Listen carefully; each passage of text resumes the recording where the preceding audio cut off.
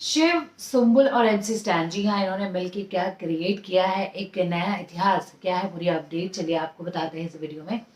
नमस्कार, मैं हूं ज्योति पाठक और आप देख रहे हैं फीफा फोर्स। जैसे कि आप सभी जानते हैं कि इस हफ्ते के लिए जो नॉमिनेटेड कंटेस्टेंट्स हैं वो है शिव, स्टैन और सुम्बुल। तीनों के तीनों नॉमिनेट हुए हैं और इनमें से कोई एक इस शो को अलविदा कहेगा, उसकी जर्नी यही खत्म हो जाएगी, वो फिनाले तक नहीं पहुंच पाएगा। क्योंकि जो जिस तरीके से टास्क हुआ था उसमें मंडली वर्सेस नॉन मंडली, तो मंडली हार गई और नॉमिनेट हो गई। निमृत बच गई क्योंकि वो कैप्टन है और प्लस उनके हाथ में टिकट टू फिनाले है। तो इसके चलते अर्चना, शालीन और प्रियंका ये सभी पहुंच गए फाइनल में। तो अब तीनों के तीनों नॉमिनेटेड हैं और वोटिंग ओपनिंग ट्रेंड्स जो भी आए हैं वो भी हमने आपको बताया है कि किस तरीके से शिव ठाकरे पूरी तरीके से सुरक्षित है। फिर सेकेंड एमसी स्टैन और थर्ड सुम्बुल। और इन तीनों के अगर मैं फैन फॉलोइंग की बात करूँ तो इन तीनों की फैन फॉलोइंग सबसे ज़्यादा है।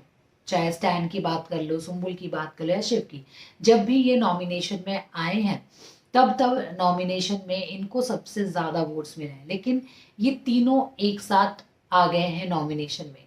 आई गेस पहले ऐसा कभी हुआ नहीं, तो पहली बार ये तीनों नॉमिनेशन में आए हैं और भाई गजब की वोटिंग मिल रही है। मतलब वो नॉमिनेशन के मुकाबले मतलब जो वोटिंग है वो सबसे ज़्यादा है और रिकॉर्ड्स तोड़ रही है।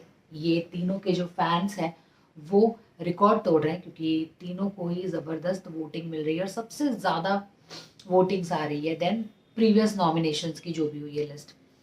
तो इसके बाद पर निकलेगा वही जिसके किस्मत में फिनाले नहीं होगा, ट्रॉफी नहीं होगी, वही इस शो को अलविदा कहेगा। अब वो स्टैन होंगे या फिर सुम्बुल, क्योंकि इन्हीं दोनों के बीच में नेक टू नेक चल रहा है।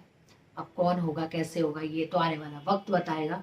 लेकिन आपको क्या लगता है, आप क्या कहना चाहेंगे इन तीनों को लेकर और आपके हिसाब से कौन होगा बेकार, बता दीजिए कमेंट सेक्शन में कमेंट करके। और इसी तरीके के अपडेट्स के लिए देखते रहिए फीफा।